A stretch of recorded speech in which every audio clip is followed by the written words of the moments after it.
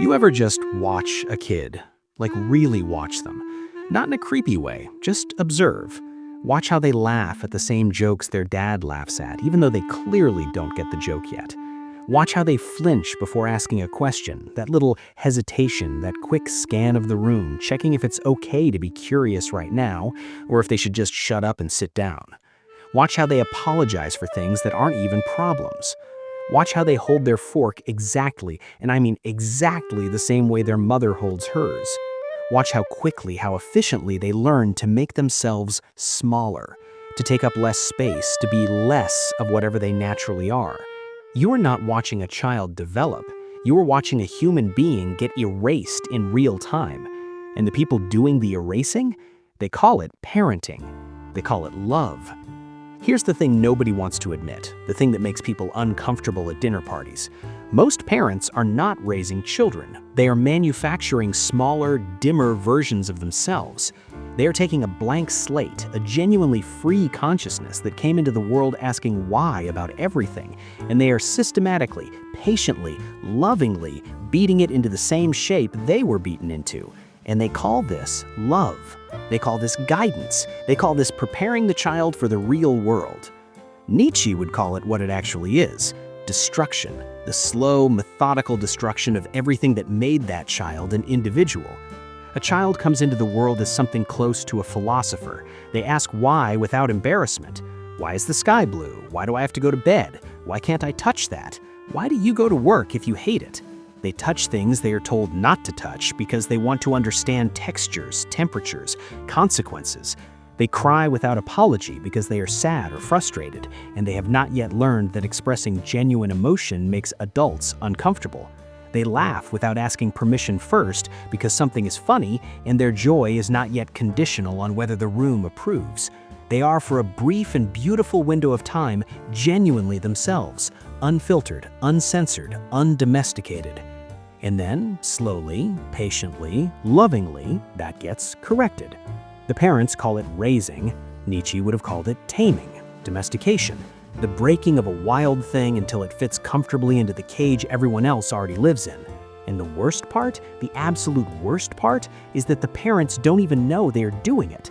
They genuinely believe they are helping, protecting, preparing their child for a harsh world. But what they are actually doing is making sure their child never becomes anything more than they themselves managed to become, which, let's be honest, usually isn't much. There is a kind of stupidity that doesn't know it's stupid. It doesn't announce itself. It doesn't walk into the room with a sign that says, "I am ignorant and proud." It arrives quietly, wrapped in familiarity, dressed in the respectable clothes of common sense and traditional wisdom. It says things like, "That's just how things are. Don't ask questions you can't answer. Be realistic. Stop dreaming. You'll understand when you're older." And people nod along because it sounds responsible. It sounds like wisdom. But it's not wisdom. It's cowardice dressed up as practicality. It's fear pretending to be advice.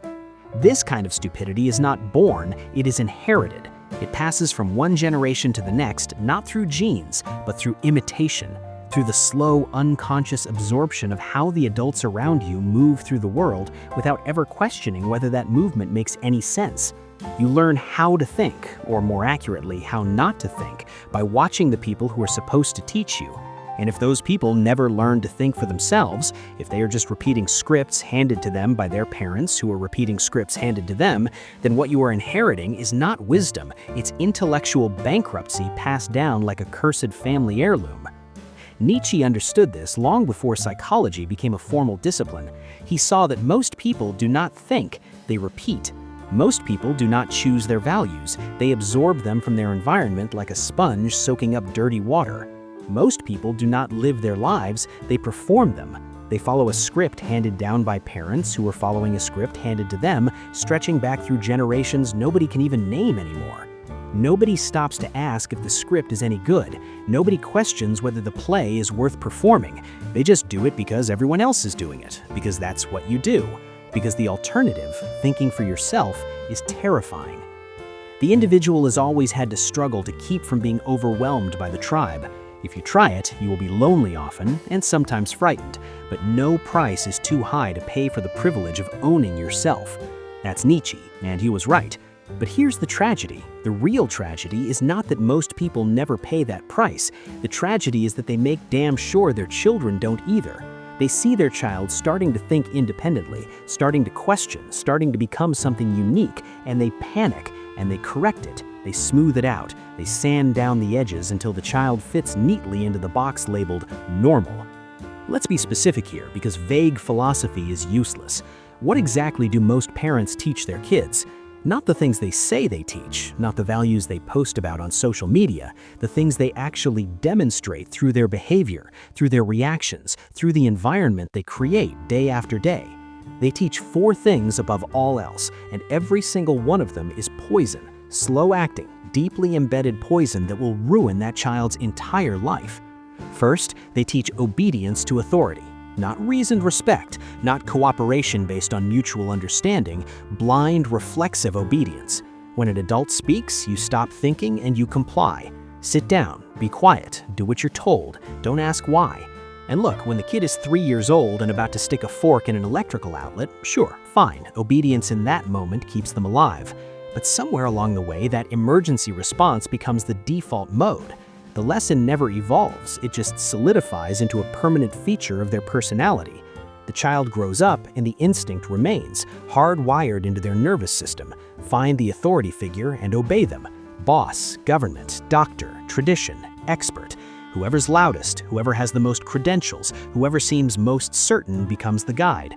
And the person never learns, not once in their entire life, how to think for themselves, because thinking for yourself was trained out of them before they even learned to tie their shoes. Second, they teach fear of failure disguised as ambition. They push grades, they push achievements, they push resume-building activities in respectable career paths, not because they want the child to be fulfilled or happy, let's be brutally honest here, but because they want the child to be safe from judgment, safe from embarrassment, safe from the possibility that someone, somewhere, might look at their kid and think less of them as parents. And the child absorbs this like a sponge absorbs water. They learn that their worth is conditional, that love has terms and conditions buried in the fine print, that they must perform adequately, jump through the right hoops, hit the right milestones, check the right boxes, where they are fundamentally unacceptable, fundamentally unlovable. Do you know how many adults are walking around right now, fully grown, some of them in their 40s and 50s, still desperately trying to earn approval from parents who have been dead for 10 years? That's what this creates. A yearning, permanent sense that you are not enough unless you are achieving, performing, proving yourself over and over again. Third, and this one is particularly insidious, they teach emotional suppression and call it strength. Boys especially get this beaten into them, but girls get it too in different, quieter flavors. Don't cry, don't complain, don't be too much, don't be too loud, too weird, too sensitive, too emotional, too anything that makes other people uncomfortable. The child who feels deeply is told, directly or indirectly, that they are feeling wrong, that their emotional responses are excessive, inappropriate, embarrassing, and so they learn to swallow it. They learn to present a calm, controlled surface to the world and shove everything real, everything genuine underneath where nobody can see it. They learn that authenticity is dangerous and performance is safety. And then we actually wonder why adults can't process their emotions, why they explode in rage over minor inconveniences, why they are chronically anxious and depressed and completely disconnected from their own inner life, why they don't know what they feel or want or need. It's because they spent their entire childhood, the most formative years of their psychological development, learning that their actual feelings were unacceptable, that the real them was too much, so they buried it. And now, decades later, they don't even know where they buried it or how to dig it back up. And fourth, the most damaging one, the one Nietzsche saw most clearly, they teach that the group is always right, that consensus equals truth, that what everyone believes is probably what is real, that if you are the only one who sees a problem, you are probably the problem. This is the deepest poison, because a child who learns this, a child who internalizes this at a core level, will never be capable of standing alone in a correct position. They will forever need the crowd's permission before committing to a thought. They will poll their friends, check social media, look around the room to see what everyone else thinks before they allow themselves to think anything. They will mistake popularity for correctness and isolation for error. The parent who cannot think for themselves cannot raise a child who can. It is literally impossible. Here's the part that really stings, the part that makes people defensive. Most parents are not raising independent human beings. They are raising mirrors, reflections, echoes. The parent who is humiliated for being different raises a child who desperately, obsessively tries to blend in. The parent who is crushed by failure raises a child who is terrified to try anything risky, anything uncertain, anything that might not work out perfectly. The parent who is never allowed to express anger raises a child who doesn't know what to do with rage, who swallows it until it turns into depression or explodes at inappropriate times. The parent who is taught that certain questions are dangerous, that some topics are off limits, that doubt is weakness, raises a child who stops asking them, who stops wondering, who stops thinking. We call this protection, we call this love, we call this good parenting, but at a deeper, more honest level, it's projection. The parent sees the child as a second chance, a do-over, an opportunity to navigate the dangers they themselves fail to navigate. And so they preload the child with the same coping mechanisms, the same defense strategies, the same limitations that they adopted when they were young and scared and trying to survive. The problem is that limitations are not love, fear is not wisdom, trauma is not a teaching tool, and a child who inherits your wounds does not inherit your strength. They inherit the scar tissue, they inherit the flinch, they inherit the damage without any of the context that might make it make sense. Nietzsche understood that the greatest obstacle to human development, to genuine growth, is not suffering. Suffering, he argued, can forge something stronger, can burn away weakness, can reveal what you are actually made of.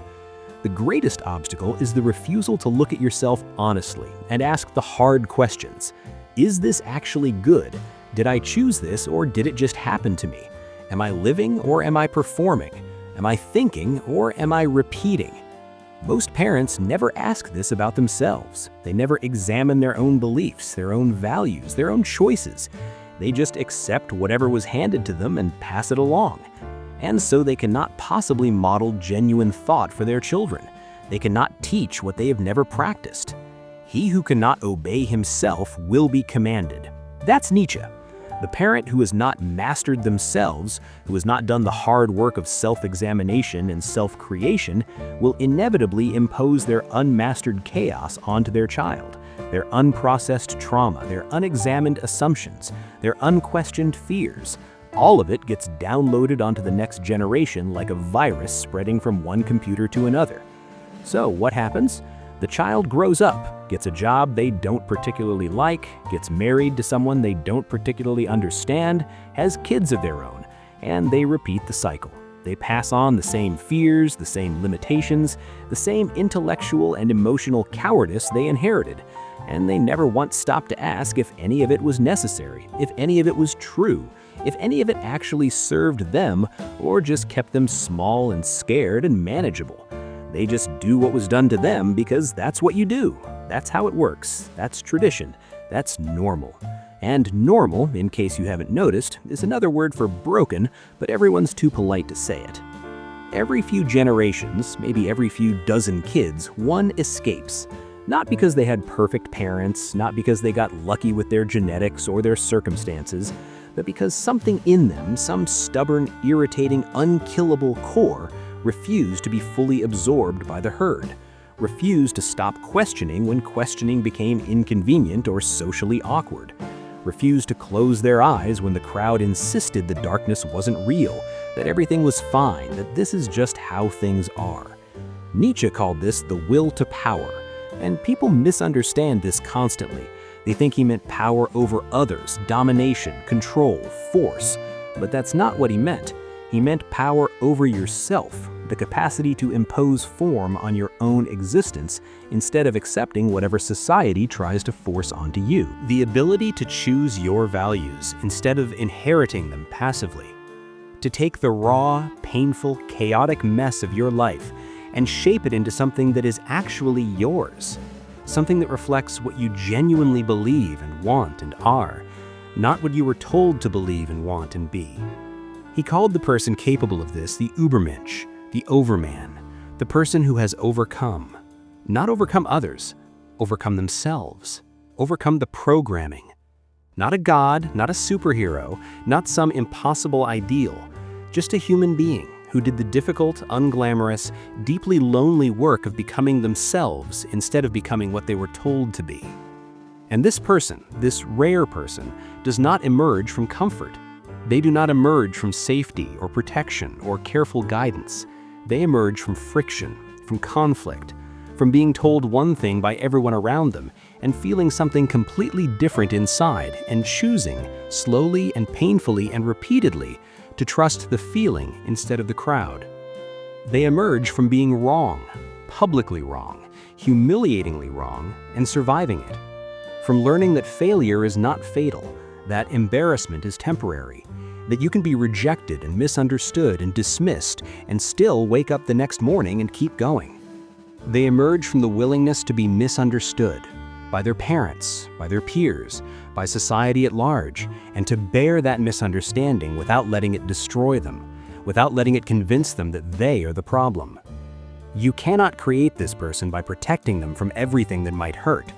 You cannot bubble wrap a child into strength.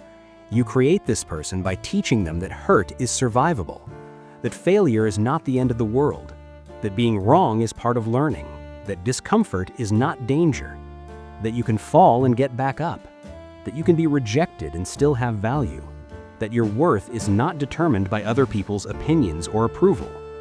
So what does it actually mean to raise a child well? Not well by society's definition, not a polite, obedient, well-adjusted robot who colors inside the lines and never makes waves, but well by the deeper measure, the measure that actually matters.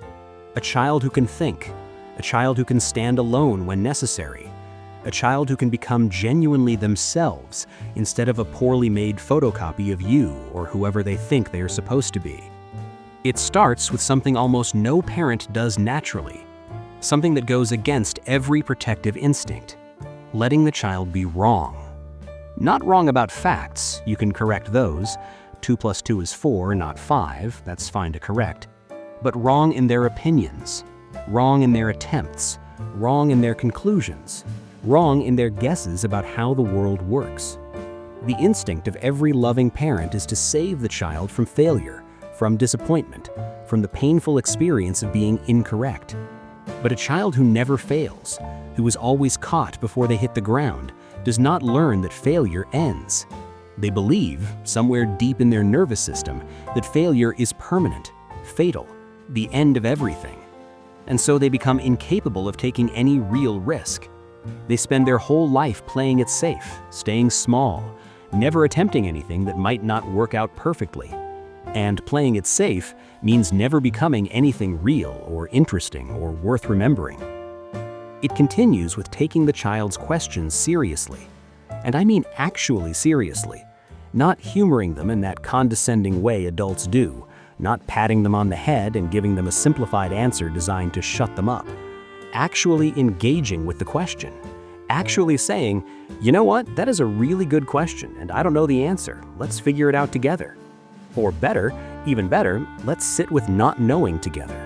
Let's be okay with the fact that some questions don't have easy answers, and that's fine. That's part of life. That's where thinking begins. A child who grows up in a house where questions are welcome, where curiosity is encouraged, where not knowing is treated as an opportunity rather than a failure, becomes an adult who asks questions, who investigates, who thinks. A child who grows up in a house where certain topics are off limits, where authority cannot be challenged, where doubt is discouraged, where asking why is treated as disrespect, becomes an adult who flinches before their own curiosity, who swallows their questions, who accepts what they are told without examination, because examination was trained out of them early. It means teaching the child to tolerate discomfort, not to seek it out masochistically, not to pursue pain for its own sake, but to understand that discomfort is not the same thing as danger, that boredom is not an emergency requiring immediate stimulation, that loneliness is not something to be instantly numbed with a screen or a distraction, that the feeling of not knowing what you think yet, of being uncertain, of being confused, is not a failure of intelligence. It is the beginning of thinking. It is where actual thought starts. It means allowing, even encouraging the child to disagree with you, even about important things, especially about important things. The parent who cannot be questioned by their own child, who responds to anger or hurt feelings or punishment, is teaching that authority matters more than truth, that obedience matters more than honesty. And that lesson, that deep lesson, follows the child into every relationship, every job, every institution, every moment when they should speak up, should object, should say, "This is wrong." And instead, they stay silent, because they learned early, before they even had language for it, that challenging authority gets you punished. It means being honest about your own failures, not performatively, not as a way of dumping your emotional baggage onto a kid who can't handle it, but as evidence that failure is livable, that you can be broken and rebuild yourself, that making mistakes does not make you contemptible or worthless or unlovable, that you can be wrong and still be okay. It means, in the deepest and most important sense, raising a person instead of raising a miniature version of yourself, instead of raising someone who will make you look good, instead of raising someone who will validate your choices, raising an actual independent human being who might, probably will, become something you didn't plan for, something you don't fully understand, something that makes you uncomfortable, and being okay with that, being proud of that even. The greatest gift a parent can give is not safety, because safety is an illusion anyway. The world is not safe. Life is not safe. Existence is not safe. The greatest gift is the capacity to navigate a world that will never be fully safe. The tools to think, the courage to stand alone, the resilience to fail and recover, the honesty to look at reality without flinching. Nietzsche died without children of his own. Whether that was a loss or a mercy, we can't know. But he understood something about inheritance that most parents never stop to examine. What you pass to the next generation is not primarily what you say, it is what you are.